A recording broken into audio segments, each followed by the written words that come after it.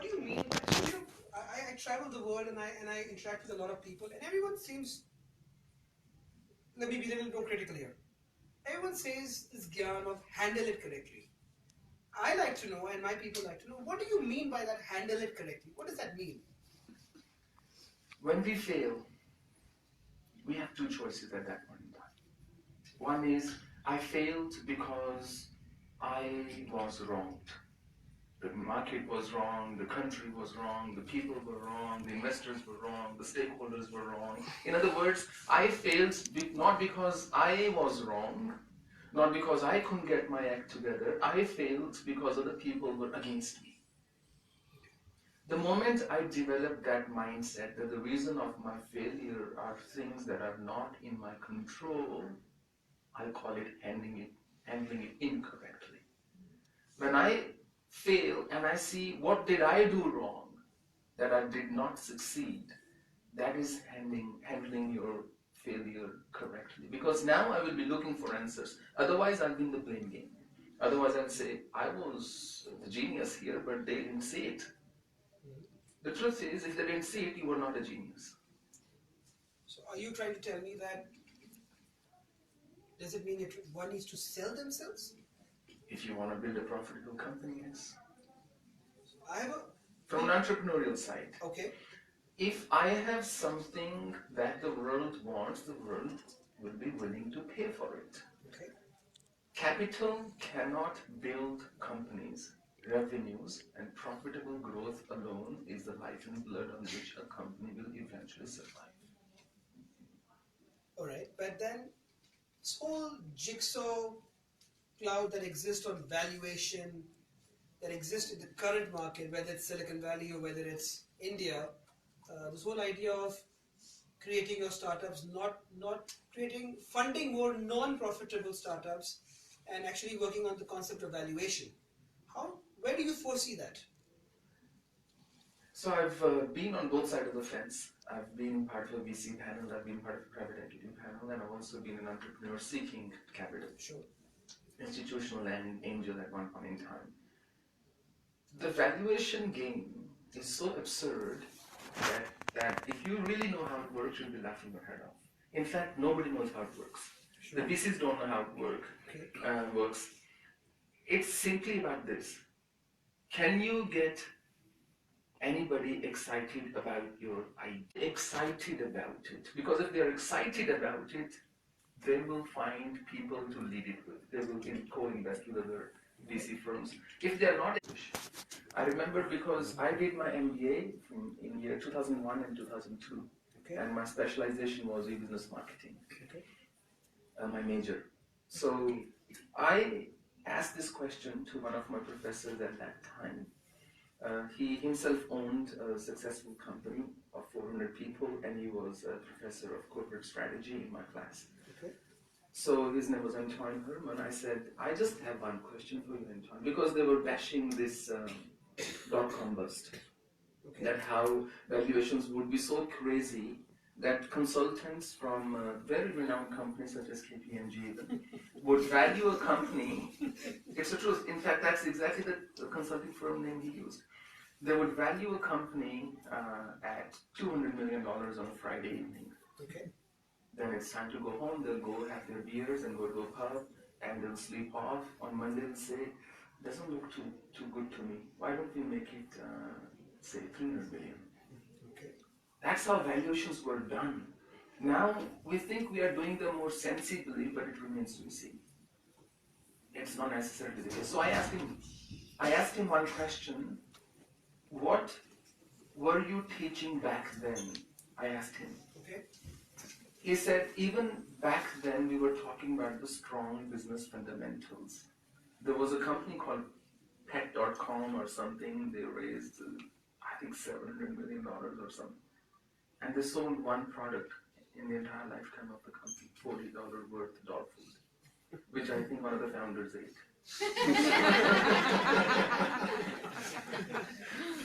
Well, it's a big market size, dog food. Well, that's the other thing. Sometimes your idea is not wrong, sometimes you're too early. So that was the time when people were not too comfortable handing out their credit card details online, and not everybody was buying everything online. Sure. I'd like to take you back again to Australia, where, as you mentioned, the markets were dipping, but you were doing well. What kept you motivating? Of course, money is a driver. Success is a driver, sorry. Money is just a byproduct, I'm assuming. Was there any point in your life where success was coming and you felt greedy? Because greed, do you think greed is important for startups? For entrepreneurs? I'm not sure how to interpret the word greed. Okay. So if by greed I mean don't be content, that's going to work against me. If I say, as an entrepreneur I'm talking about, if I say greed as in don't be satisfied, that is absolutely needed. If I'm satisfied with my product, if I'm satisfied with my growth will be stalled. Because no growth or a constant rate of growth is also declining growth. It's like real value of money. Sure. If I keep $100 in my bank account, in my safe somewhere, and say, look, I've saved it, if I don't grow it, that real value of money will eventually start to come down. So, when you are building a startup, mine was not VC funded. Mine was just self-built, bootstrapped operation. And I always enjoyed building things. It gave me great joy. Till date, it gives me great joy to just build something. Okay. So I was never really a salesperson, although I did not do bad at all in sales. Obviously. but I was always somebody who enjoyed building.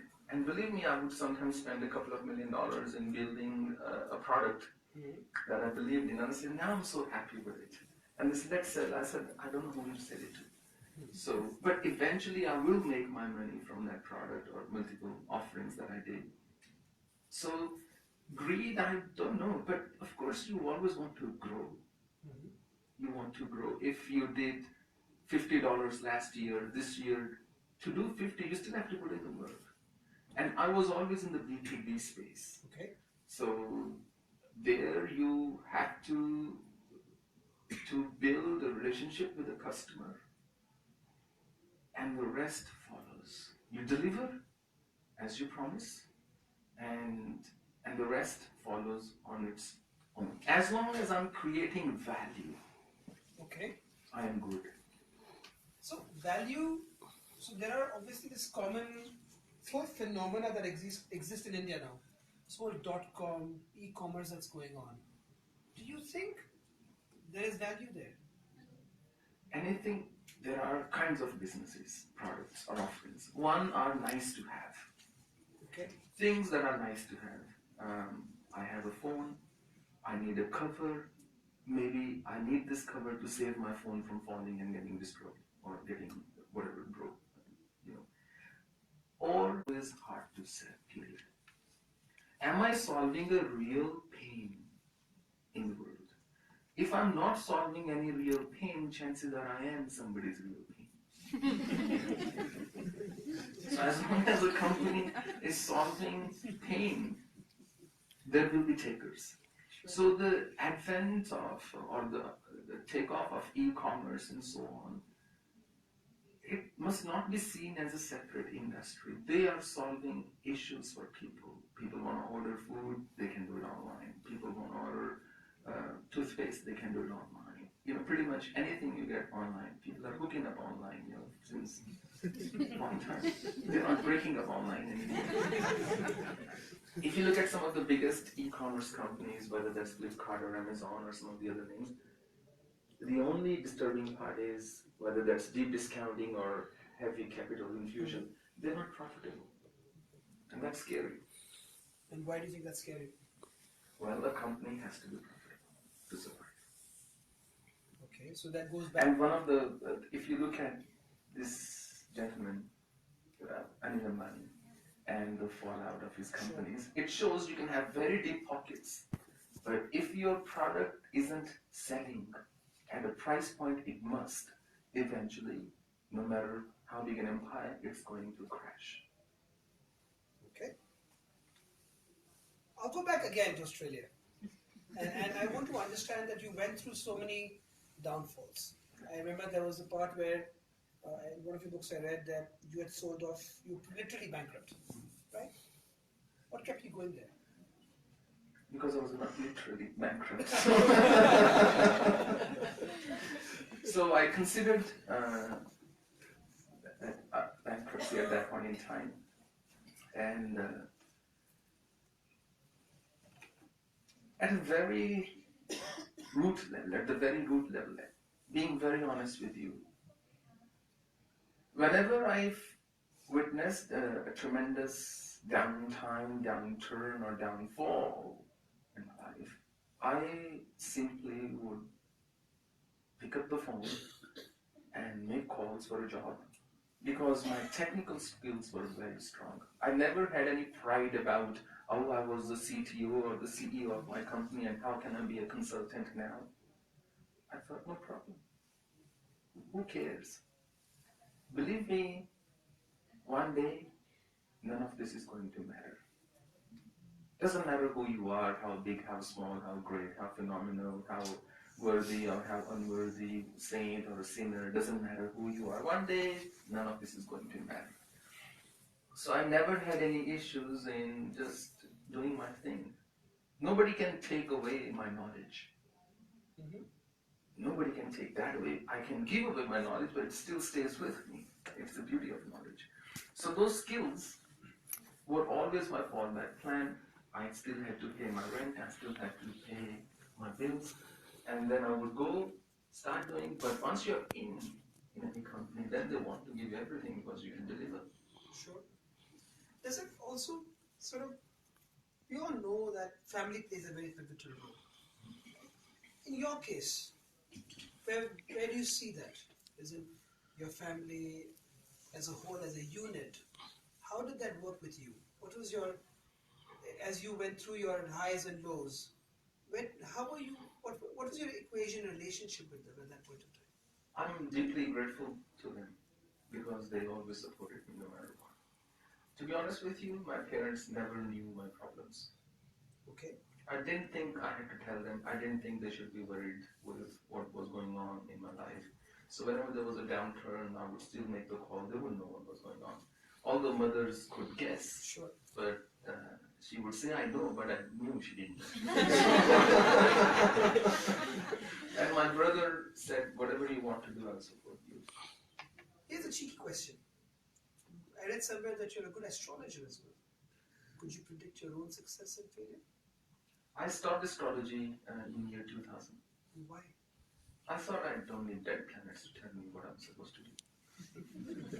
That's the truth. I said, I would rather trust my living instinct than planet hovering in the sky millions of miles away telling me what I should be. I never consulted astrology for my business decisions ever. What did you consult? Nothing. Okay. I just was crazy enough. This sounds good, let's do it. Somewhere, you cannot be an entrepreneur if you're not crazy. So, crazy has multiple dimensions. What dimension worked for you? Take as much risk as I possibly could take. And having that belief in that I really believe in this product. And it's also easy to get those emotional blinders on. Sometimes the market. I remember I had this search product which was like Google for companies in year 2000. Yes, I was going to get to that. It would go into your data warehouses, it would go into your desktops, it would go into your file servers, your Exchange servers, your business intelligence systems, your Oracle databases, everything. And it will give you single search interface to all your corporate intelligence. And it had very sophisticated pattern searching, spelling checking, and all those things. And repeatedly, my customers said to me, can you give us a module of desktop search? So I could search just what's on my desktop. Sure. I thought that was that was below my dignity. I said, desktop search, any fool can do desktop search. Why would I give you desktop search? They said, we need desktop search. Along those lines, they would tell me, and I would always say, no, I'm into much more complex things, Just going to search files and Word documents, I'm not interested. We'll search through the whole network. It was a hybrid P2P model. Okay. So peer-to-peer and centralized distributed infrastructure. So I didn't listen to my customers. 5 years later, one of my biggest sales, more than $1 million, came through desktop search. That was just the implementation price. And the same company, I had projects, confirmed projects worth more than $80 million with that company, although I didn't pursue all those because I moved back to India. Sure. But nevertheless, the idea is being crazy does not mean you think everybody else is foolish.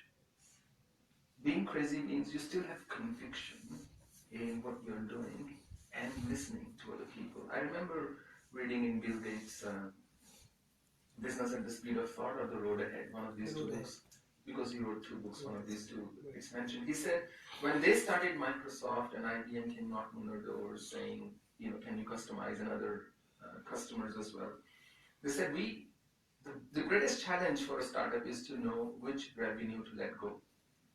Because had they gone down the customization route back then, there would still be a service company. He said we chose to forego that revenue because we wanted a product. We wanted to build a product company. So that flexibility, at the same time, that conviction pays. So they said no to customization. That this is our product, this is the MS-DOS, and you take this, you install this is what it does. Okay. You've made various products. You've sold, you made companies, you shut them down, you've created new. Unfortunately, yes. It's all part of the experience. And you've had different teams and different solutions, different products. It's a very good question. So I had a core team to begin with. And my core team always traveled with me. So I had two secretaries, one admin, one PA, my CTO, and my project manager, and two very strong developers, and one person to liaison with my Indian team here. Sure. Now, wherever I traveled, whenever we took on a big project, this team would move with me. And from day one, we would be productive. I never asked anybody in my team ever to fill out a timesheet or to check with me whether they can take days off or not. I like people who take decisions, because if there is trust beforehand, then you want people to take decisions, not ask you for every little thing. Mm-hmm. That takes away your time, that eats into your time. So I believe in being productive. I believe in just doing what I know well.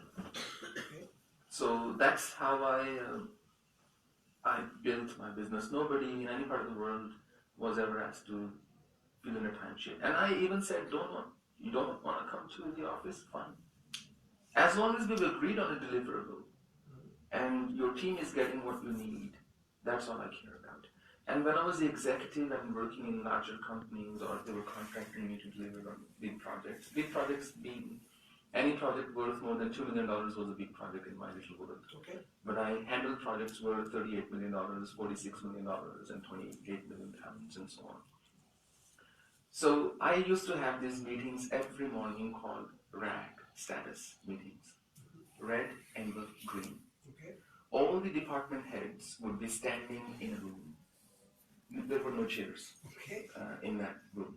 So we'll all gather, everybody's standing, and everybody just had to report on their status, the task that they were allocated. Mm-hmm.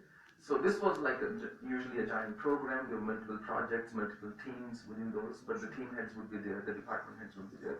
So if you said, my status is green, I'm not worried. Give yourself a pat at the back. Okay.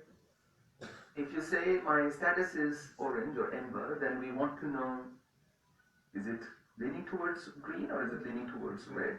If it's leaning towards red, now is the time you need any coordination, any help from any team member, they're all here. Don't come to me tomorrow saying, but the IT guys didn't finish their integration, or the networking guys didn't turn on that router, or the software guys didn't deliver that particular version of the software. I'm not going to listen to any of that. So now is the time to speak to whoever you need to speak to there right now in this room. Take it offline. If your status is red, then you better walk in with a resignation letter in your hand. Because it's not gone red overnight. it's gone red due to sheer neglect and negligence of several weeks. Why was no action taken at that time? So, and I would first start with my always status update. Okay. And I'll say, if I don't deliver, I'll walk out. So if you don't deliver, you please walk out. Don't waste my time. So I think that obsession for better use of time was at the core of everything. I mean, I see many familiar faces here who've been following me for years and years. You can check if they've ever seen me showing up late for any of my events, ever. 9 a.m. is 9 a.m., 4 p.m. is 4 p.m., 2 p.m. is 2 p.m., and so on. And even when I was overseas, when I was doing well, I had a cook, I had a cleaner, I had my life fully sorted out, so that I would not have to think on those items at all. I could just do what I knew best. So for example, cleaner knew, okay, clean the home, and this is where you get the shirts, this is where you get for laundry, pick up the dry cleaning, stack it in the wardrobe. And so when I go to my home, everything is done, I just know where exactly to go and put my new suit or whatever new clothes on. If I have to spend 5 minutes there, just think about this. If you are running a company that's doing, let's say for argument's sake, $12 million a year profit, that means your monthly profit is $1 million, right? That means every day you are making at least $30,000. If there are, let's say, 12 working hours in a day, that's whatever is the figure, more than $2,500. Just $2,500 an hour profit. If I have to spend 1 hour on doing something that's not my core business, what a waste of money and time and effort and energy. Why would I not pay $50 or 70 pounds to the cleaner and say, this is your job, please understand it now, or don't show up? I want to go back because a lot of entrepreneurs get lazy. They, in the name of research, they are sitting behind their computers doing pointless things that have no relevance to anything in the world, and they are answering questions on Quora and other things, and they're just surfing the net, and they're thinking of working 16-hour days. It's not the truth. What are you doing with your time is ultimately going to dictate where your company goes. I'm reading this very interesting book called Live, Work, Work, Work, Die. Okay. And it makes a very beautiful case. It says, today we live in a world, if you don't make $1 billion company, they think you're not working hard enough. That somehow every startup is supposed to be $1 billion unicorn, or every startup is supposed to hit that level, and we think if that is not happening, then you are not bright enough, your idea is not bright enough. But that's not how the startup world works. Are you passionate about it? Are you really passionate about making money or building a product? If it's building a product, creating value, then even if it doesn't generate that kind of income, you won't feel bad later on. It would give you learning. But if you're solely doing it for the money, and it fails, you will say, look, this is terrible. Why did this happen to me? Then you will go to a Joshi and so on. I want to go back to the time when you made your first big success. And I'm going to clarify what I mean by success. Your first idea that made you $1 million as a benchmark. How long it took you to do that? And what were you feeling at that point of time? Because the most common thing we tend to hear is nothing succeeds success. I want to understand at that point of time, Swamiji, at that time, and now, when you transpire yourself here, has your thought process remained the same? I also want to do a follow-up question. This whole theory of RAG, are you still able to permute this in your daily life right now? Okay. So when I made my first $1 million, I'll have to go back. So in profits, net profit, you're saying? My idea is to your first milestone as an entrepreneur, and when you achieve that point, you say, yes, nahi to nikal padi. That point.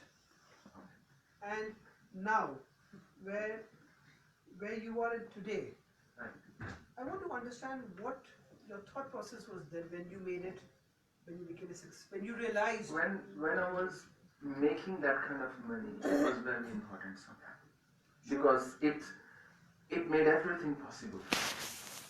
So making that wealth felt great, felt phenomenal. Because whatever I wanted to do, you needed money for it, one way or the other. So before even I went to Australia, I used to run many small businesses in India. Yes, I read about it. Yeah, so I used to make computer presentations and I used to charge 500 rupees per page. I would write the content as well. So I had some few clients, some mobile oil companies for their AGMs and so on. I was 16 years old back then. And I would write for these newspapers. For every issue I used to get paid 200 rupees. Okay. And then I used to read horoscopes and I would get paid 500 rupees per horoscope. Yes. That was my fee. That's why I'm not looking at yours today. So I was always very entrepreneurial, and I actually was somebody who made money in stocks back then. Okay. So I used to invest in stocks and I used to make money in shares, which was good. And I also did some scrap dealing when I was 7 years old. I wrote that part. My first rupee came from that. I said, scrap this world, that's the biggest deal I'm going to make. So but the real thing when you're running a B2B company, that feeling never comes that little nickel buddy. Because you're always, the stress of delivering on a project is too great. So you're always concerned and you're always stressed out one way or the other. Because I never actually sold my company to anybody thinking, oh, now this is good. And when we did sell it, which was when I came to India, afterwards we built that company which got acquired by Future Group. Sure. So I've written that in Mantra Science. That company hit 100 crores in revenue. When we did sell it, I just signed on a piece of paper saying, here's my 51% for 0 rupees. So when I did sell it, the moment I can say Meri to nickel padi is when Mother Divine came in my life. I just tried everything. Here, the Empress of the universe was in front of me. And what has changed since then and now? There is nothing I'm running after at all. And the rag status. Yes, the rag. I was thinking that. How have you? Now I still do those, but I'm the only one in the room.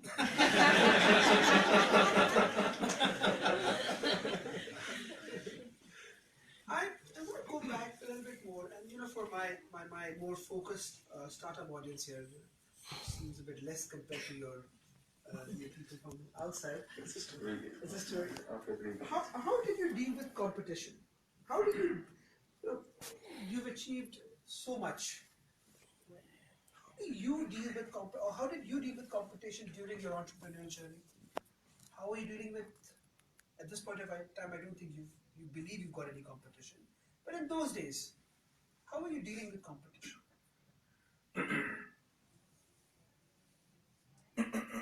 That's water.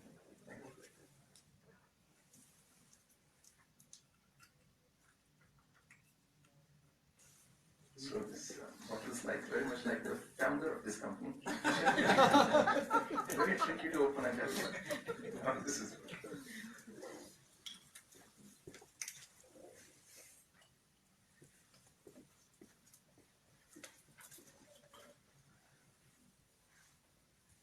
So your question is, how did I deal with competition? The greatest mistake an entrepreneur can make is to think that people at customers' end are making rational decisions. Never forget, it's not an algorithm that's churning out, we are going to engage this vendor, we're going to reject this vendor. It's a human being making decisions at the other end. So there is no match for personal charisma and truth. If you are sincere with your customer, eventually they will see it. That's the first core value. Second is, I'm assuming your product is a good product. Don't sell what you are not doing, what you can do.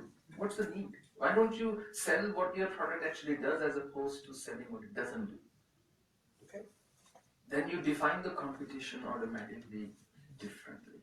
And it also comes down to, is your customer willing to pay for what you're doing? If they say, look, if they are excited, you can get the budget. Companies always have money, no matter what they say. It's simply a question of the person you are dealing with. Are they part of the person you're dealing with? Are they the influencer or the decision maker? Have you profiled your customer properly? Do you know who is influencing their decisions? For example, most people in most families, men know the engines of their cars. It's this engine, this kind of drive, and this is what my car does, and so on, and they buy. And they think they have bought the car. But in a survey and research done, that decision almost entirely is taken by the wife. And the man thinks, I bought the car, but it's not the truth. She says, I quite like this color. See the shape of this car? I want this car. What are you hinting at, Swamiji, out here? I won't dare say that. I would want peace in your family.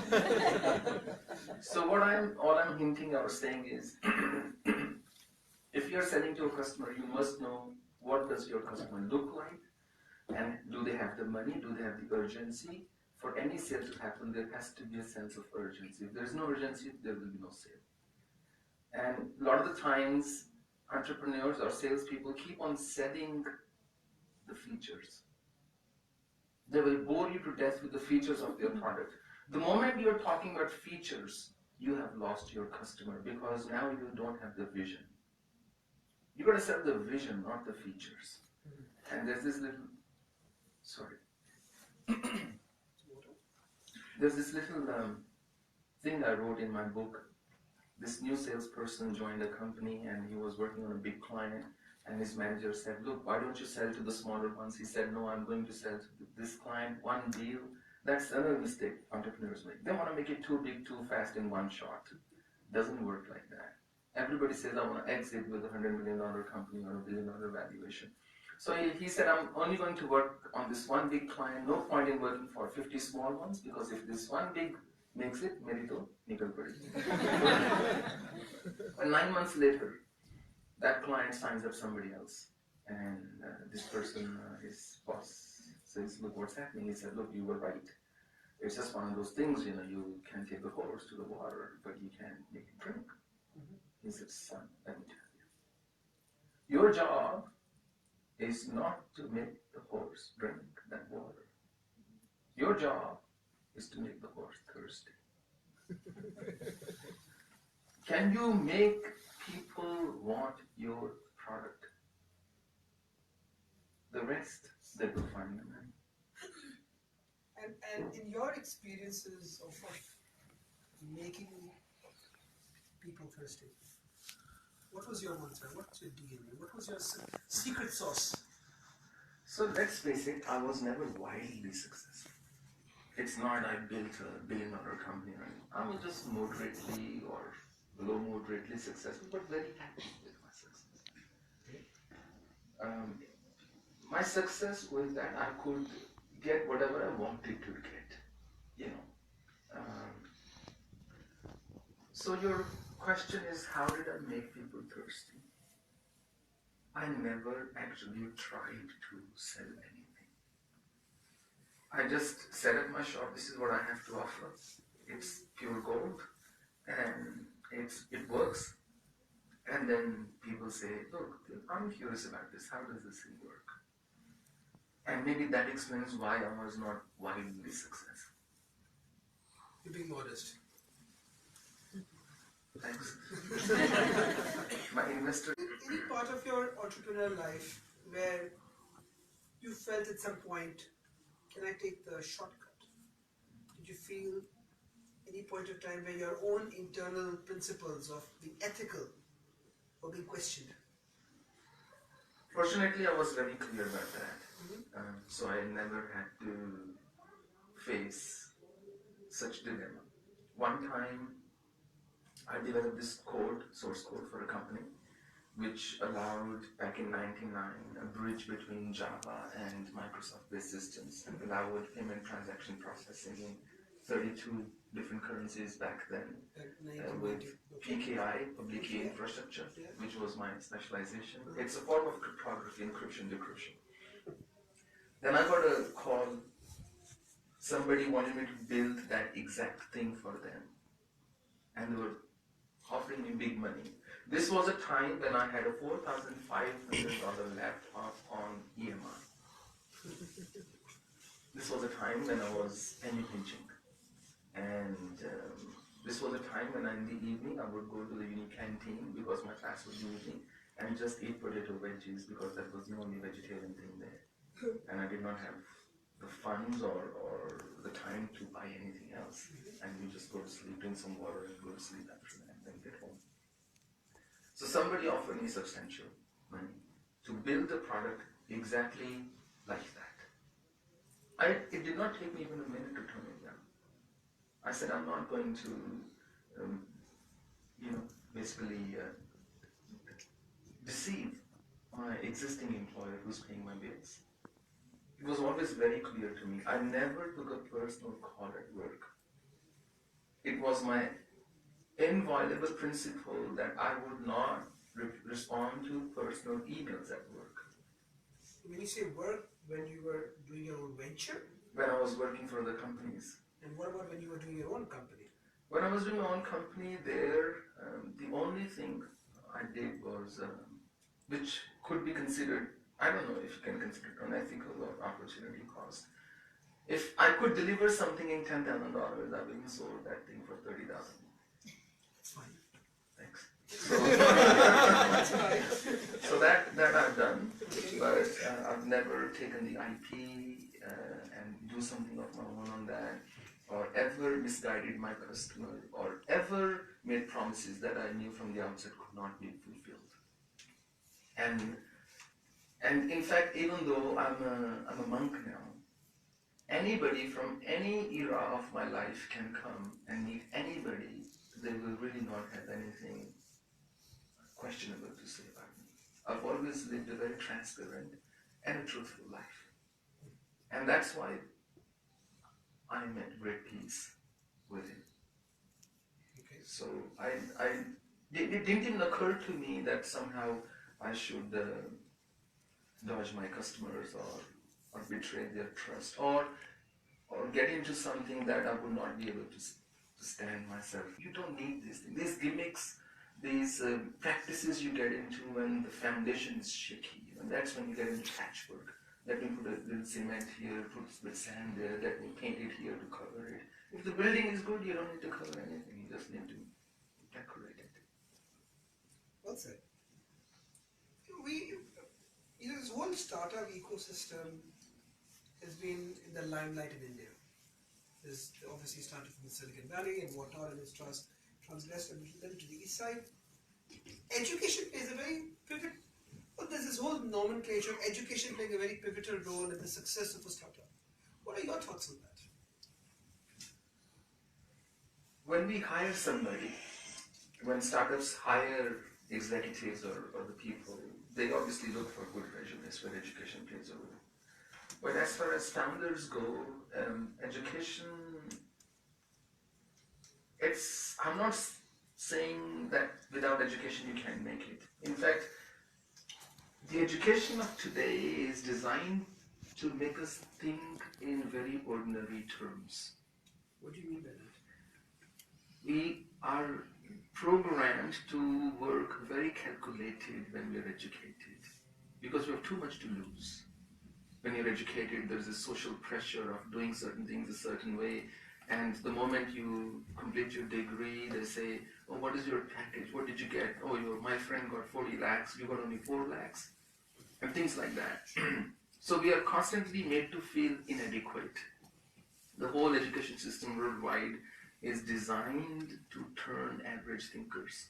It's to smoothen the edges, so to speak, so nobody jumps out and works. I mean, this is industrialized thinking. The current education system we have was shaped by industrial multi-industry world. Sure. The Indian system of Gurukul looked very different back then. You would spend time with the guru for 12 years, they would teach you different things, and then they would say, okay, now you want to learn Dhanurvidya, for example, the art of archery. I'm not a specialist in that, for that you'll have to go to somebody else. But today's education system is very different. Either way, what matters is, as a startup, are you building it because you want to make a lot of money? Or are you building it because you really believe it to be a life-changing idea? So that's what I want to understand a little bit more. When you say life-changing idea, isn't that a very subjective thing? Right? So when it's subjective, don't you commonly go through that whole agency problem, where you think your eyes are covered and you think what you're doing is perfect? That's where I was talking about listening to your customers, doing a pilot, seeing what the market is saying to you. That's where you differentiate whether it's your conviction or you're just emotionally blind about your idea. But if I don't feel my idea is going to change my life or somebody else's life, I will not have the passion for it. I will run my startup like a corporate, which is already too late. That zeal, that energy, those things that get you out of bed in the morning has to be because you're passionate about it. I want to go a little bit more, digress a little bit here now. This whole gender bias, women and startups, women and leadership. There's a common perception that the amount of effort women founders have to put in, or they put in a little bit of extra effort to be out there. What are your thoughts on that? Is that true?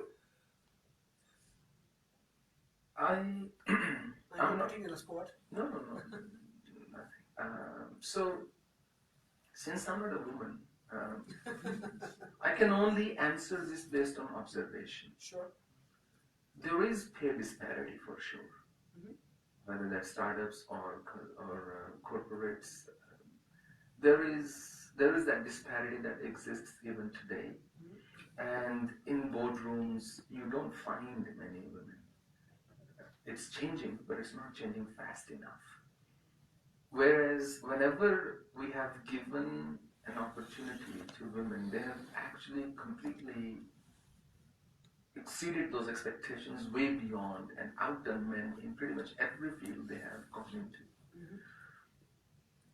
It is a sad thing when you see the composition of the startup world or something, you find more and more men than women. And I really don't know why that is the case, because the opportunities are there for everybody. I mean, a VC is not going to deny you a meeting because you are a girl. Sure. An investor is not going to say, I'm not going to invest in your company because you don't look like a man. I think it's the whole mindset. Why are less women entrepreneurs coming out than men? Having said that, I'm not even sure if that's true. Because this may be the tech bias. In the tech industry, maybe there are less women entrepreneurs, but in all the other industries, there are plenty of women entrepreneurs who are actually much better at running profitable businesses than men. And do you think they have a secret sauce? They won't tell you. I think women are very intuitive, and generally they are very sincere. Wherever we have a lady in our team, she is always more effective than a man. She is more sincere, she is more thorough, and she is more active, she is more switched on. And men try to make a product connection always. From here, I can sell you this, this is a problem, this will solve, and so on. Women make an emotional connection in marketing, in HR, repeatedly. The publishing industry, the journalism industry, full of women, full of very brilliant women. So I think it's more a question of creating that environment where women feel safe, and that's very key. I'm assuming you've traveled. I'm going with the assumption you've had a chance to travel India as a whole. You've seen various parts and in your experience, uh, had a chance to witness other startup cultures that exist, maybe whether it's Telangana, whether it's Karnataka, Rajasthan to stay, or even Delhi. What do you think are the similarities in your experiences, and what do you think are the challenges, or what are the differences? I'm not sure if I can answer your question directly because I don't have enough of an exposure with various startup cultures. But I can tell you one thing that I've seen very different in India versus most other parts of the world. Sure. An Indian entrepreneur is under tremendous stress because they don't just have to worry about their product and company, they have to worry about the country. We have not created the right kind of culture, the environment for startups to thrive even till date. Imagine you have this incubator here, which is such a beautiful facility. You are giving internet connection, you're giving them a space to work and so on. They create a product. We still are so lagging when it comes to patent protection. In the US, your patent could get you the payout that you might be dreaming of. None of that thing really. At least even if it exists in India, no judgment has ever come out in the last 30 years that I have read of it. Sure. So we are not protecting the entrepreneurs. And even though the local market is so big, it's not being capitalized on. And I could be entirely wrong when I say this, but I'm saying it just as a matter of opinion, and everybody has a right to opinion. The government still hasn't got it. They still don't get it. What does it take to build the culture of entrepreneurship in an organization? We have the largest youth population in the world, and we are not utilizing that brain power. We are not giving them the right avenues. And when that doesn't happen, then people go to stone pelting, they get into dharnas and naras and protests and those things. When was the last time we created a world-class company? What's your definition of a world-class company? Company that creates global impact. I was going to come to the next question was on impact. Okay. And why do you think we've not been able to do it? Do you know how hard it is to do business in this country? Even if you're in the most transparent state in this country, one government department, another government department, somebody keeps bothering you. You start to make money, income tax officials start bothering you. And it's amazing the stories I hear from other entrepreneurs or my own experiences. You have a lot of things to worry about if you're doing everything right. If you're doing everything right on paper and you're saying my company does 50 crores, the tax department comes after you, but that's on paper, how much you're actually doing. And then they say, give us the bribe. And then how do you find that bribe? Because you're doing everything in number one. Everything is transparent. How come all these people, these politicians have so much money? From where have they got it? What happened to Lokpal? What happened to all the measures of anti-corruption? It's incredibly hard to run a business. An entrepreneur is pretty much on his or her own in this country. There is no support. People will be very quick to get their picture clicked with a memento or this award, that award, but that award doesn't lead to more sales. There is so much unrest that is there. We are doing great injustice to our entrepreneurs. People with bright, brilliant ideas have to live with that frustration day in, day out, day in, day out. In the West, for example, this is not a good example, but I'm not known for giving good examples. In the West, you hear these billionaires pledging huge amounts of money for social causes. Sure. They pretty much give away their entire wealth, 90%, 95%. And you hear the greatest source of funding in usually foreign universities is endowments by rich individuals. Right. When was the last time we heard somebody pledging away their entire wealth in this country? They just want to give it to their kids. There are people doing a lot of social work, I'm not denying that. Sure. But that culture of that thought that I must give it back to my country, we are really behind. We are really behind. Today we feel happy because there is 24 hours power. In fact, we just had a power cut. Is this, are we supposed to rejoice in this? You are paying top bracket tax. You are paying 18% GST, and it's not less GST by any stretch of imagination. You are paying 30% tax on your income. And for that tax, what am I getting in return? I should be happy that I've got highways now. I mean, even today, a minister's car or somebody's car goes, your car is stopped. It boils my blood. I mean, recently I was in this hotel in Chennai, and there was some guy there, I don't know who, and he had a staff of at least 30 to 40 cops with him. And they were guarding him day and night, and they were standing outside the gym, and one lift was closed. This is happening to a private enterprise. How will companies thrive then? If you cross any toll gate, this highway, Sure. there's a big board there. This person is exempted, that person is, except your name, everybody else is exempted. The President of India, the Prime Minister of India, this guy, that guy, he had his cow with him, that guy, he should let go. Why don't they pay and then claim it through the department? Why this preferential treatment? Till when it go?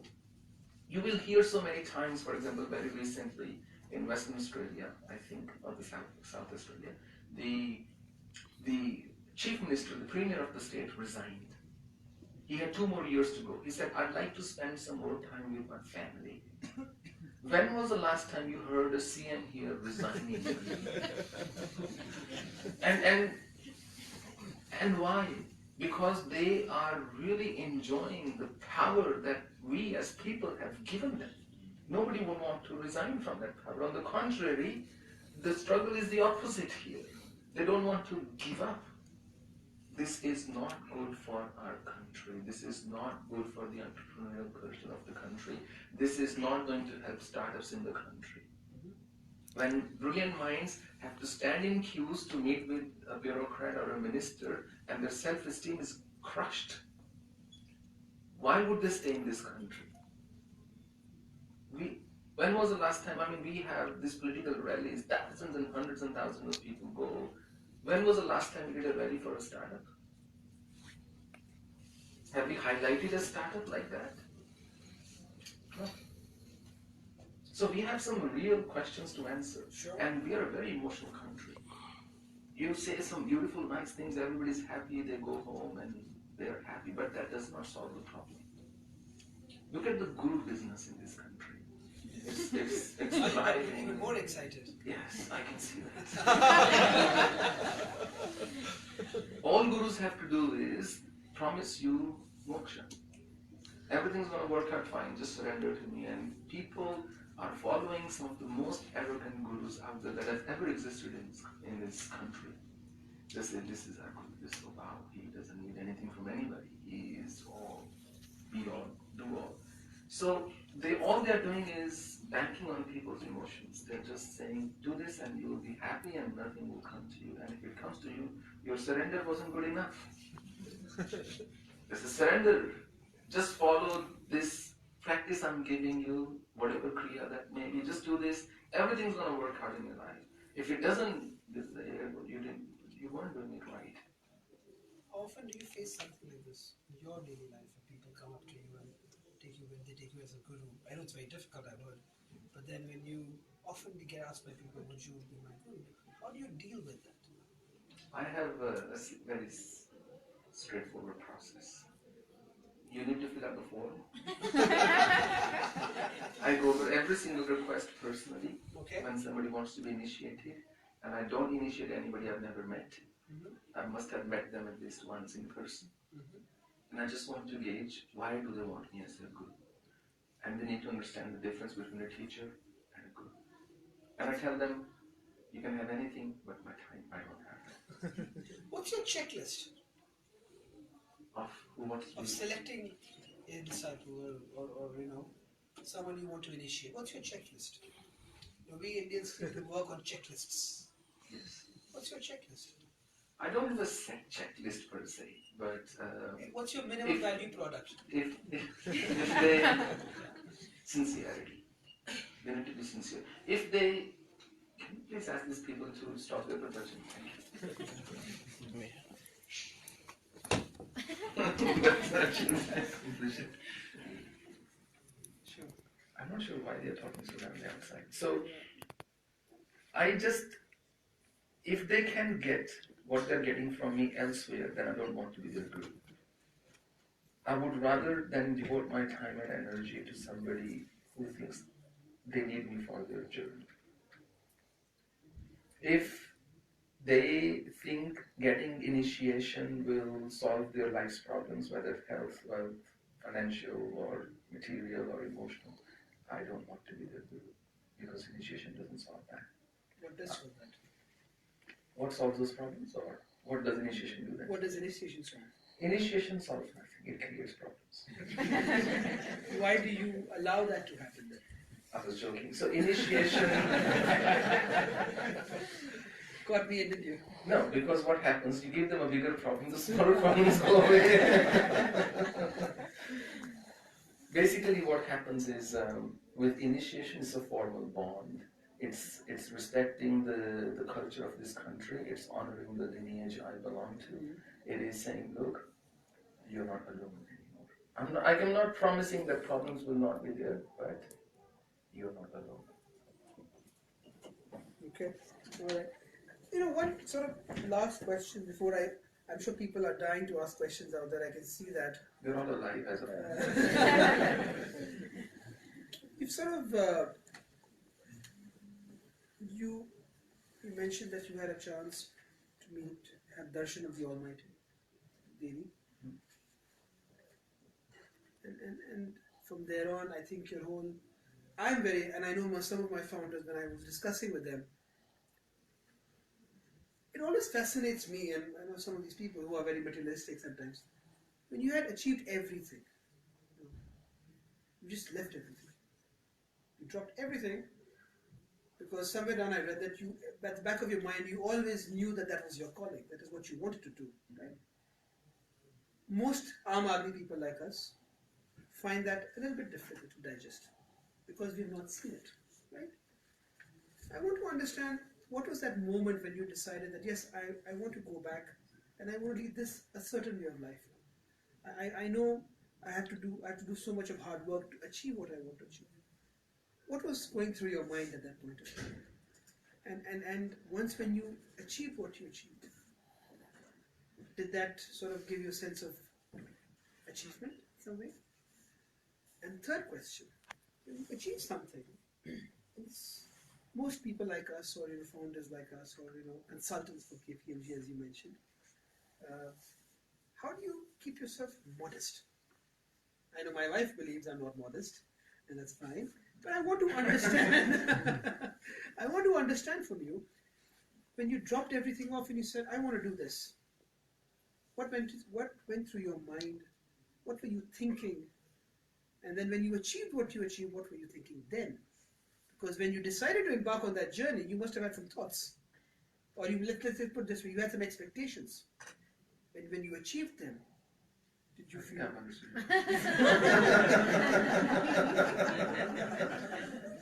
Unless you were answering for me. Oh, no. I really want to listen to you. No, I'm just joking. Please don't mind my humor. Absolutely not. I will then up it a notch.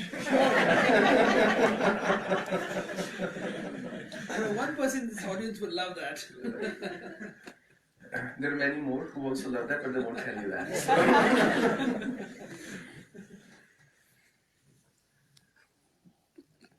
Whatever we do in life, our childhood has an impact on it. So ever since I was a child, a religious aspect of my life was important to me. I won't be cryptic to say a spiritual aspect of my life. I don't know how to even differentiate between the two. We can come up with any definitions we like. But religion was important to me, Vedas were important to me, Vedic chanting, mantra chanting, yajnas brought me great joy. And a lot of phenomenal things happened in my life. I sometimes think maybe it was because of all those things, maybe they had a role to play. So I always wanted to lead a simpler life. That was the root of it. Okay. That every day running around was not for me. I just could never appreciate it. And that's why, for example, even when I had that wealth, that good job, I quit it. Completely starting a business, not knowing if I would get a contract, where it would end up. I just thought, कितना ही करना है ना? कितनी गाड़ियाँ लेनी है? How many cars you want? कितना पैसा जोड़ना है? How much do you want after all? So it could not motivate me. Money could not motivate me. That was the root. Okay. Now, when I would do my sadhana, there was great joy in it. And sometimes the people around me would experience that joy. And when you would bring a smile to somebody's face, somebody asked me the other day, what is really, what makes me happy? Somebody asked me this question. What is that one thing about my life that I would like to do or I'm doing? I said, to put hope in hearts. I just want to put hope in hearts. When somebody's lost that hope, I want to tell them, look, don't worry. It's not the end of the world. Things will work out. Life has a way of working itself out. Sometimes you, as they say, you have to let the chips fall where they may, as opposed to controlling everything. Sure. So money could not motivate me, and I thought all the mantras, all the chanting, all the sadhanas that I did, where is that God that's talked about in these sadhanas? Because the school I belonged to said it was possible to meet God. Now, God is such a word, you use it in front of an educated person today and they think you are an idiot. Immediately they think, oh, you're not for us, you're talking to God. We don't want to hear the word God, it's taboo. But I'm saying, what gives me joy? I'm not hurting anybody, I'm not harming anybody, I'm not injuring anybody, I'm not out there burning public buses and cars in the name of some cause. It gives me joy, and it gives joy to those who are aligned with my thinking. So I wanted to devote my life to pursuit of that divine. Helping people came afterwards. My first motivation was I wanted to experience that oneness with the divine, that samadhi, which many scriptures talk about, and I can demonstrate it. And I learned it through hard work, through intense sadhana. So that was my motivation. I was actually very happy to be leaving everything behind. When you felt that you've achieved your first milestone in that, what was it like? In sadhana? Yes. It was liberating. Was it more? I'm sure it was more liberating. I'm sure it was more liberating when you became more successful as an entrepreneur. More liberating then, now, compared to that time. Yes, now it was more liberating. More liberating. Yes. And because you have no dependency. You have no attachment. You could die that moment. Okay, big deal, fine. I'll take on a new body if I want to, if I don't need to. So fear only has any place when you have attachments to anything. If I don't, whatever I'm attached to, I'll have the fear of losing it. If I'm not attached to it, there is no fear. Now, you don't want to give them the time? Is that the just plan? another 5 minutes more. That's why your wife has said nothing. 2 more questions before I think, do you believe somewhere down this lane now, where the essence of scriptures and sadhana, do you believe that whole concept is now being lost? And if not, how do you think those are relevant? Or what are those key aspects of those parts that can be important or you think vital for an entrepreneur to learn from or adopt them or use them that can help them hopefully achieve that life or that path of success? So sadhana can really help an entrepreneur. And by sadhana, I don't mean they have to sit every day for 6 hours and meditate or do this kriya or that kriya. The essence of sadhana: sincerity, truthfulness, focus, concentration, and sharper intuition. These are the results of good sadhana, and these things help you do sadhana well. You make it sound really very easy. It is. It's just hard work. My final question. Tell us a little bit more about Black Lotus. Black Lotus is an app. It's kind of a movement, but I would rather keep it focus on the app that helps an individual track their personal journey on the spiritual path. Mm-hmm. Simply. And black is black because black absorbs all colors. Okay. So this world is going to throw many things at you. If I know I can absorb all those without popping like a balloon, I'm good. Okay. I can keep my sanity. I can keep my peace. Because you will be judged every day. People might do things that you may not like, they may not agree with you. If I can keep my sanity and my, truth alive, then I'm happy. And lotus is called lotus because it's, even though it's born out of mire, lives in damp marsh places, but always remains above it. Black lotus. Now I'll leave you. And please, questions, please. BT कर रहा हूँ. What is Kriya Yoga? Kindly explain about Khesi and Kriya Yoga.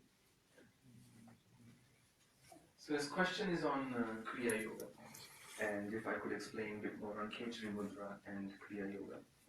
So the original Patanjali's Ashtanga Yoga was when in the lineage of Yogananda Paramahansa and Nehru Mahasya, and before that Mahatma Babaji, as I said, they came up with the notion of Kriya Yoga, where you could realize yourself and go above, beyond yourself by getting to your innermost state of, I'm using the word innermost and highest in the same sentence, your highest state of consciousness. And they believed that, which is in line with scripture, there is Sthula Sharira, physical body, Sukshma Sharira, your subtle body, your consciousness, and Karan Sharira, your causal body. That if I could align these three, then I would be one with the universe. And therefore, Kriya Yoga had some Hatha Yoga Kriya.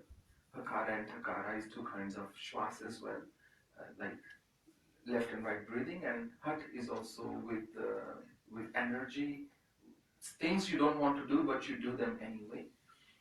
So they said, streamline and align and absolutely make your physical body ready to bear the rigors of the mental awakening and then the spiritual awakening. And Khechri Mudra is actually originally a tantric concept, but it has many connotations in Kriya Yoga as well.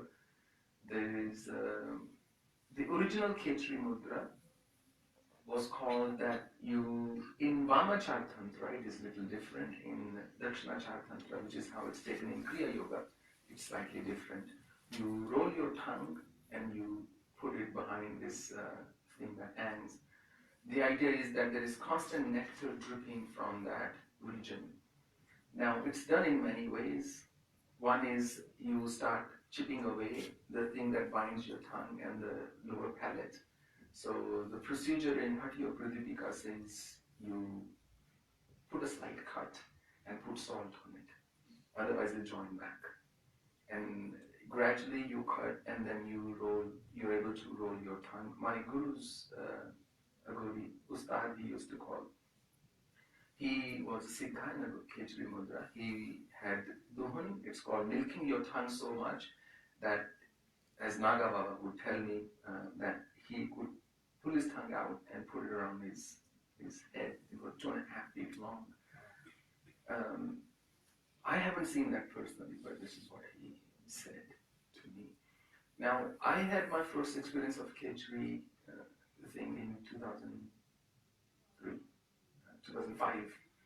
And I actually did taste something sweet and something very cold when I put, and I was baffled by that experience.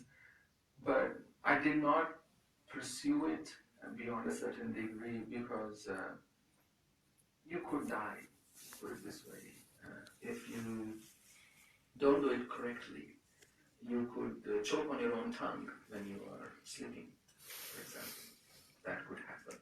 Although that was not the reason, mine was more the path of devotion and mantra sadhana. I believe in the existence of God, not because I believe in it, because I've seen it and I've experienced it. So that's my answer on Kriya. I will go to that because you raised your hand the first time. So my question is around entrepreneurship.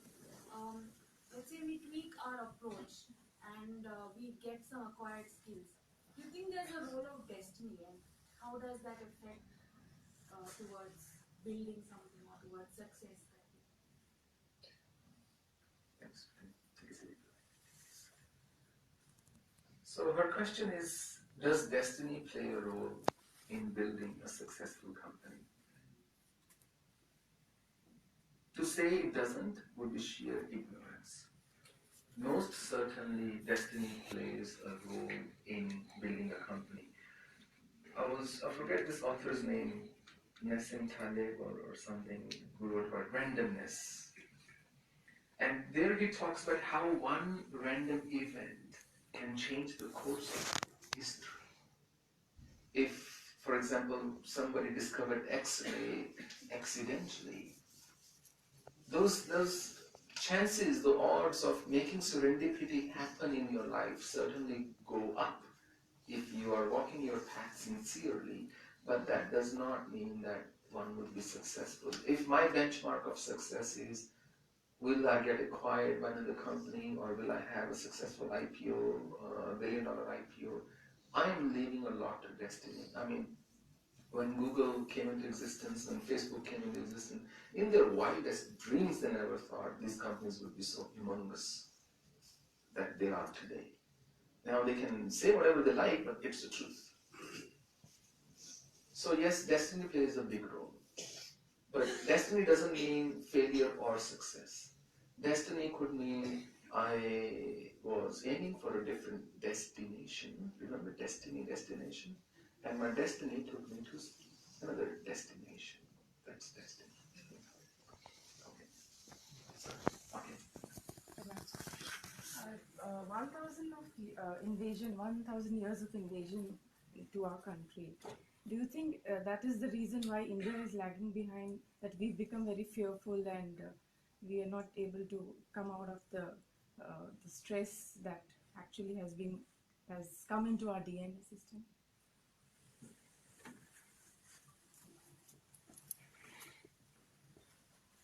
Our question is 1,000 or more years of invasion, continuous repeated invasions into this country. Is that the reason we have become more fearful? I don't think that's predominantly the reason. I think many more thousands of years of oppression, people being oppressed is the reason. But there's an expiry date to excuses. We've run out of them. The reason we are where we are is because of the decisions we are making today, and many of them are utterly wrong. They are not helpful to building a nation that is embracing of diversity, that is embracing of people's mistakes, country that flourishes as one independent unit. In 70 years of independence, divisive politics have worked just fine and they're continuing with it. That's a sad story. So that's good. Sure. So, Speak a bit loudly. so I've read all of your books and everything. Okay. So, very fascinating, and I just have to say that you are 100% genuine. I'm like, amazing. 100% Genuine. genuine. Spot on. just one small thing I wanted to ask on kindness. You know, I read your book. You narrated a story about how you helped the Navy personnel to ensure and tell him that your daughter's, you know, she's not anymore. And you said that only reason you were able to do that was you really, really wanted to help him. Is kindness really that powerful? I mean, like, we never thought that there's that dimension to kindness. How is it just kindness? How did you know that? How is it that powerful? Is your question what got him motivated towards No, kindness? I think he's asking how can kindness bring about that level of, let's say, intuition or workability. So his question is on kindness in my book, on the book of kindness, unsurprisingly. So there's a story I've shared where I was able to help somebody who was suffering, who was going through some, and because of kindness, I've attributed it to kindness why I could help him.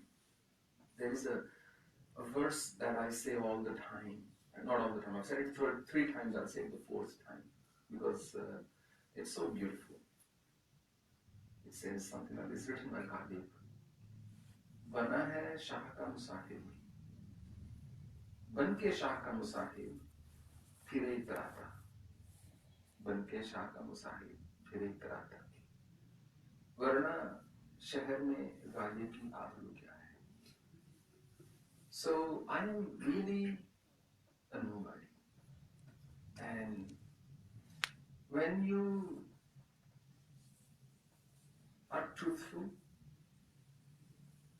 things, I don't know how you unlock this potential in you and you are able to, as I said, put hope in people's hearts. And yes, kindness alone is that powerful. Without kindness, any intuition at the most is intelligent guesswork. There are people who can guess. They're very intelligent, very sharp. They can look at a person and say, I think this is what's wrong with you. Say to any woman, you look quite worried, what's going on? And, say to any man, I see this restless in you, you get angry, true, that kind of thing. So, I think that kindness alone will help you draw from that oneness in the universe. There is nothing else actually other than kind. And kindness, once again, it's not big things, it's just recognizing somebody is doing. So last night I could not sleep till 3 a.m. because there was loud music playing in the hotel I was in. So I did not want to wake Swamijis up because they were sleeping, they had a very long day. So I plugged in the phone. We don't normally plug up my phone. I called the reception and it said at your service. That was the button on the phone, at your service. I said, let me see who's at my service. So I called and I said, look, I have this problem. They said, we'll get it stopped right away. I said, I am so thankful. Thank you. I put the phone and I waited. But that thumping only grew louder. And I thought, that's not how I would see stopping. So 10 minutes later I called again. They said, well, we are getting the volume turned down. I said, but I was told 10 minutes ago it was stopped. But the volume didn't go down. Now, fast forward to 2:30 a.m. from 12 to 2:30 a.m. First time I called them was 12:05. 2:30 a.m. the music is still going. And I said to this person, I said, look, now I'm talking kindness here. I said, I know personally it's not your fault. It's the organization's fault. They've rented this space or to somebody who is flouting the law. After midnight, in my view, I didn't realize you could play music so loud in a public space. I said, I'm not saying anything to you. I'm telling you, I regret choosing your company, choosing Marriott to stay with you. And I left it at that.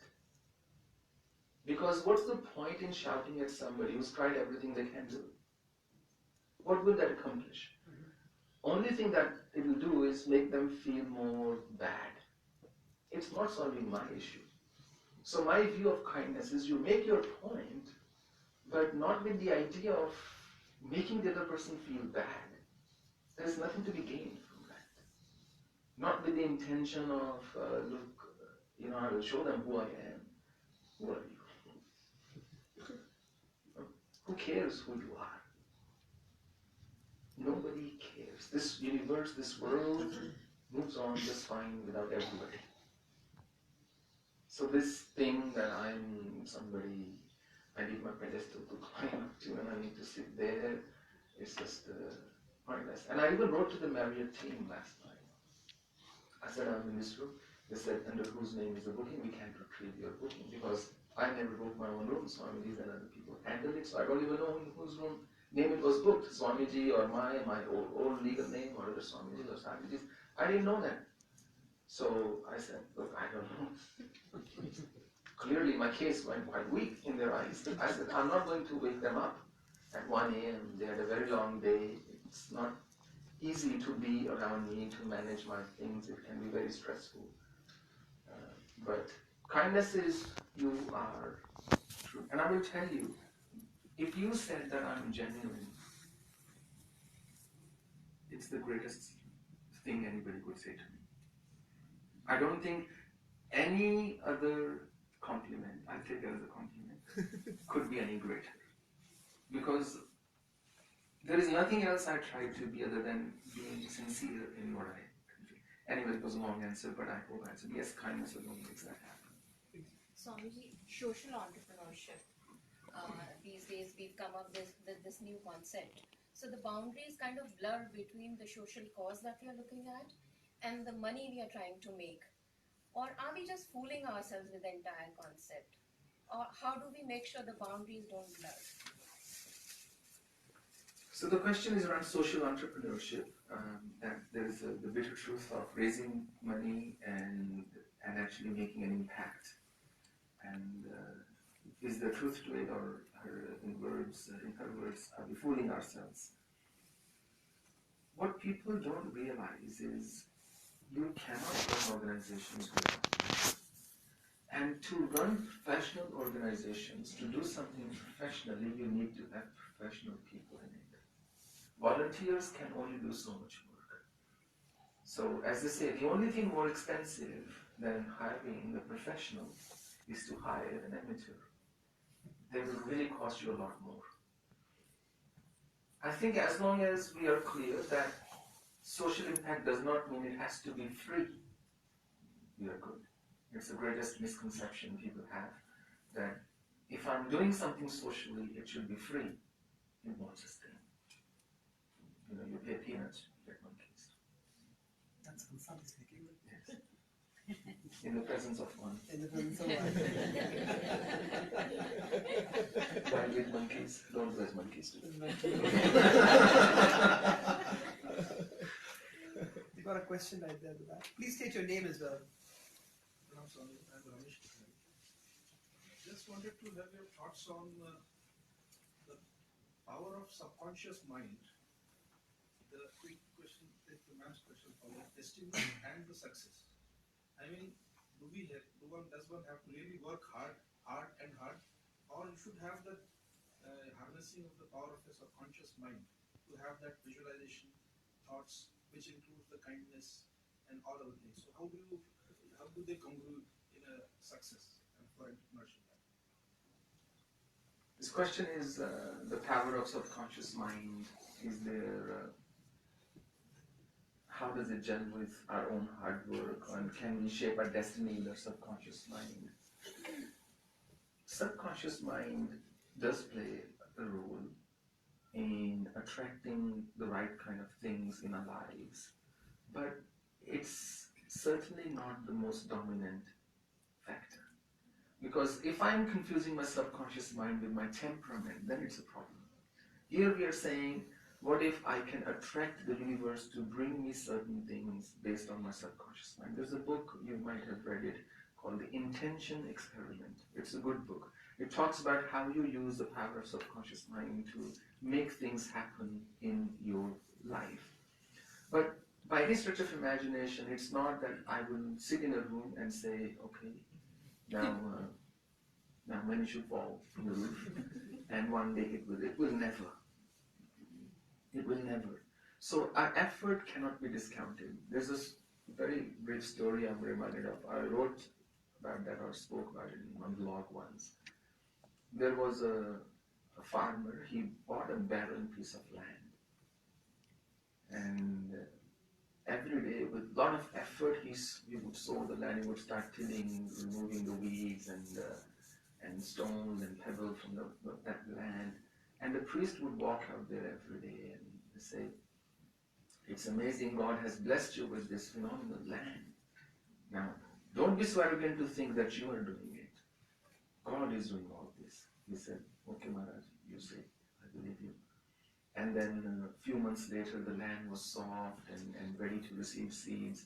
He sowed the seeds in the ground and he started watering, and little green saplings came about, and soon there were full harvest ready.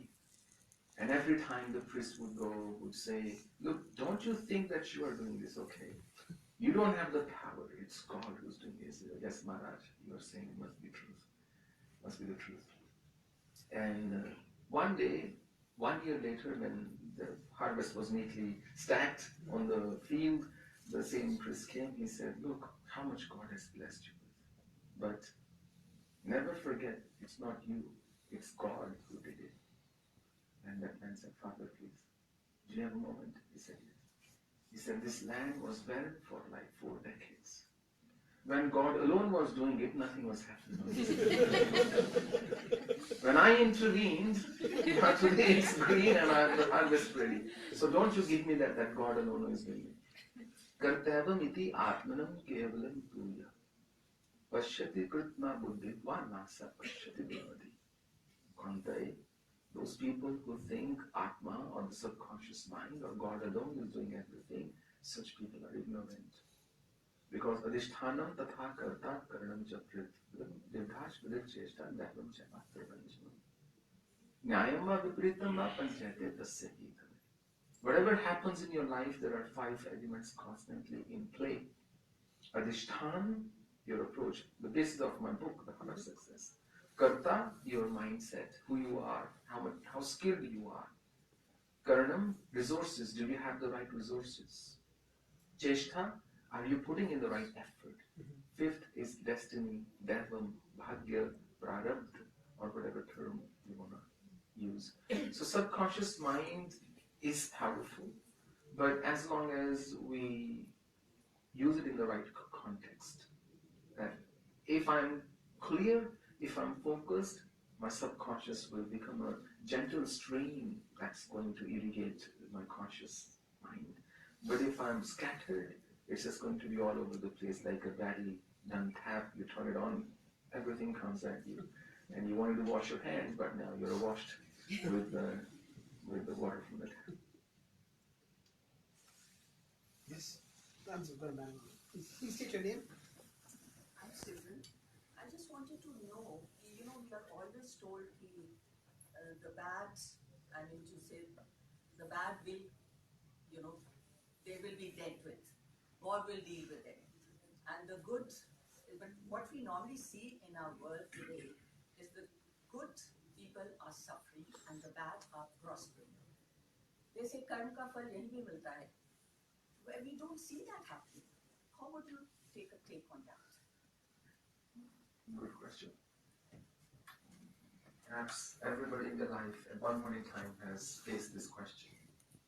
The question is, we always hear that the truth will eventually triumph, but we see bad people progressing and good people not progressing as well.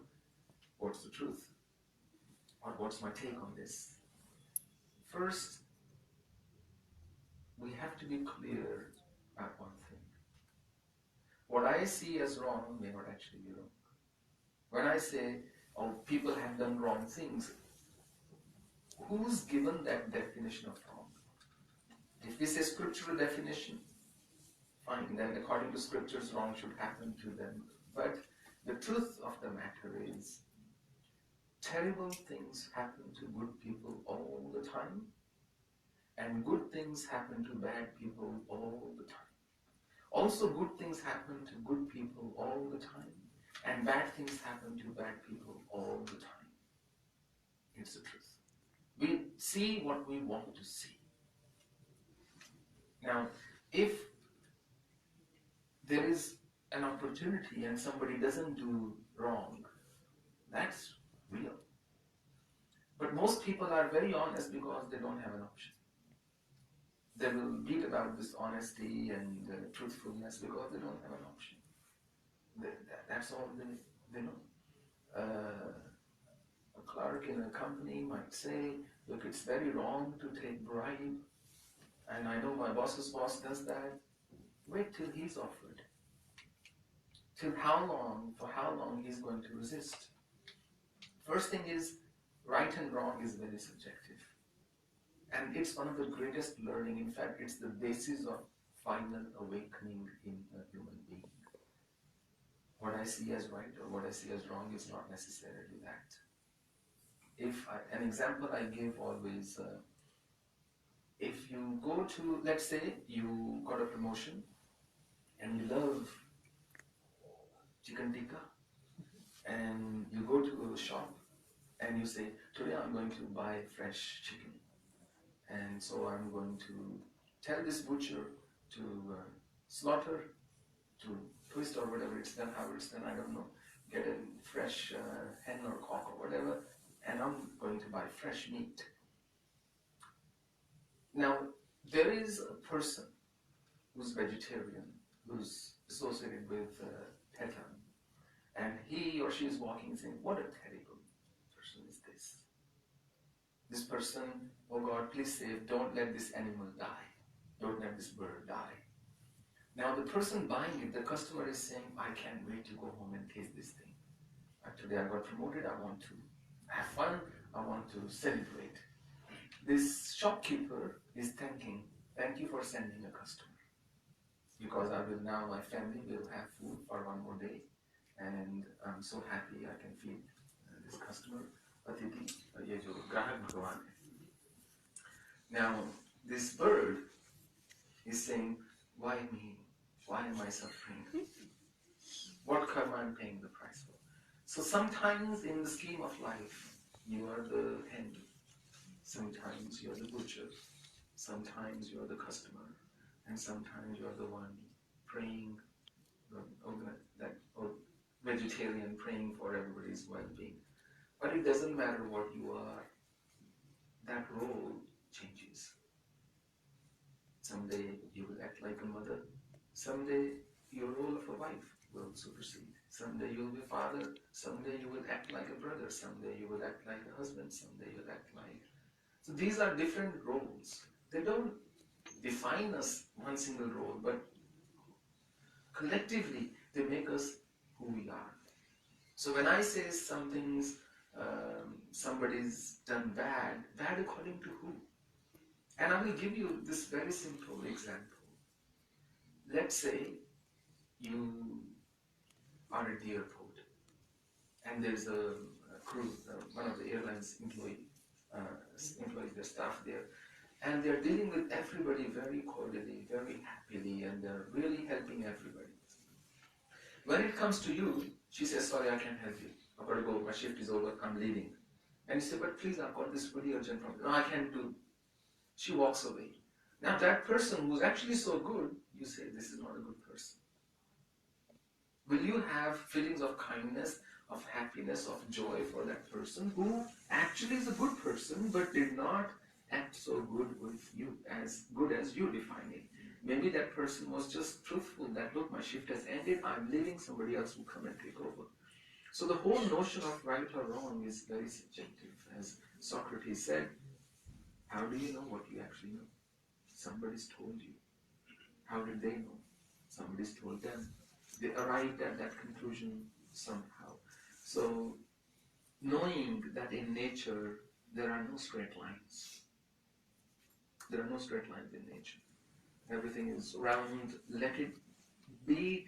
Being at peace with the way life is the first step to transforming life. Life has a life of its own.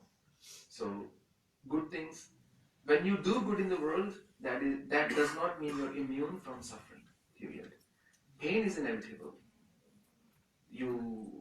may have an accident, you may have a disease, but suffering is, I did not deserve this, why is it happening to me? The more I feel I did not deserve it, the more I will suffer. So, when we do any good, whether that's charity, that's helping somebody, kindness, it should never be done with the mindset, now I will not suffer. Because nothing, no guru, no philosophy, no thought, no sadhana, no act can guarantee that bad will not happen to me or painful things will not happen to me. Just a little add on to that question. The Bible is a bit linear in approach, where they say that if you are a thief, you will rot. But then, in our scriptures, Krishna was a thief. Makanchor. Krishna said, Jagat nebun vrittista ado gachanti tamasa. Right, that was contextual. No, it was the same thing. You do bad things, if you are of tamasic nature, you are going to go into lower life forms, for example. Anyway, so your question. I was trying to understand, just to add on that, things were going to be, Indian scriptures are very circular in nature, as opposed to the Bible, which are linear. Why do you think? Should I give a circular answer? Or? Yes, circular answer would be appreciated. Circular answer would be appreciated. He's saying the Holy Bible is linear in nature, but many Indian scriptures are kind of more cryptic, or you mean? Just circular, very contextual, rather than in comparison to the Bible. I think it's open to interpretation, but when you are telling a single story, it's going to be linear. When you are not, first of all, by the way, personally, I don't think the Holy Bible is linear. Okay. When you are talking about philosophy, it's never going to be linear. Okay. You could read some of the Greek philosophy, and you will think Bhagavad Gita is linear. So it depends what you are reading. Depends how much you've read. So scriptures, Vedas have stutis in them, and they have like eulogies, odes to the divine, and they have Gyankand, philosophy, 5,000 shlokas, 15,000 shlokas, sorry, and 5,000 verses of sadhana, Atharva Veda.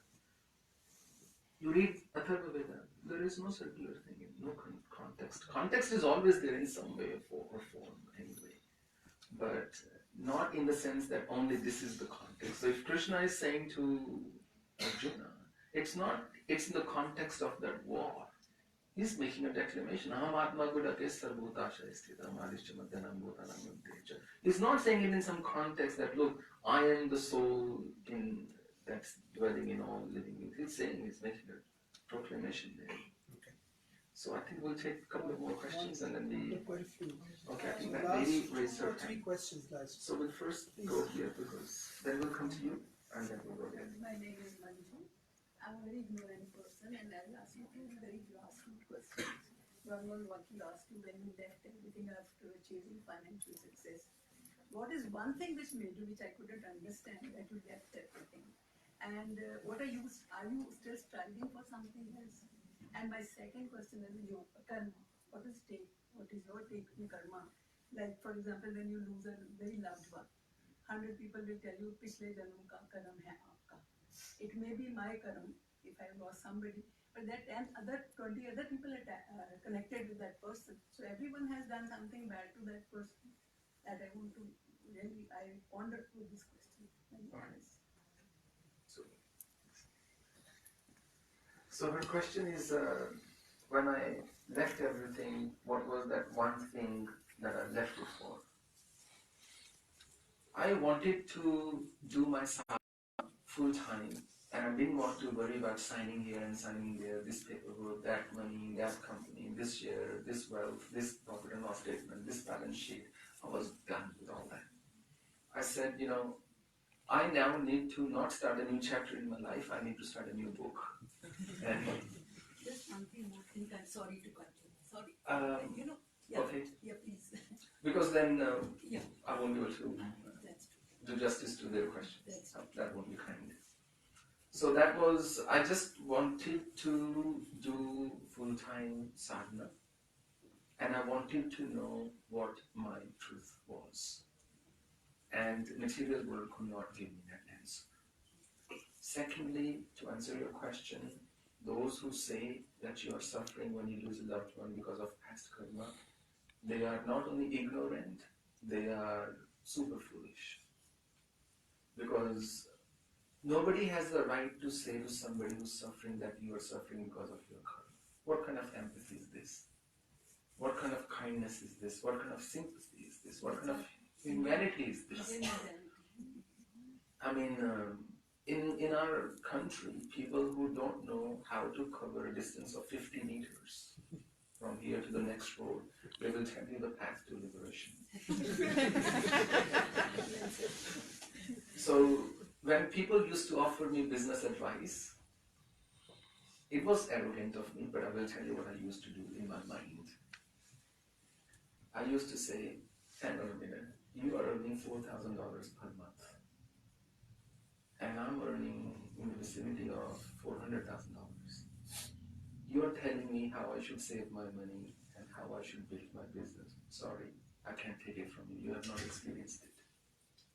It was arrogant because not all best players make the best coaches. Some of the world's best coaches were never number one player themselves. So sometimes it pays to listen to somebody's advice.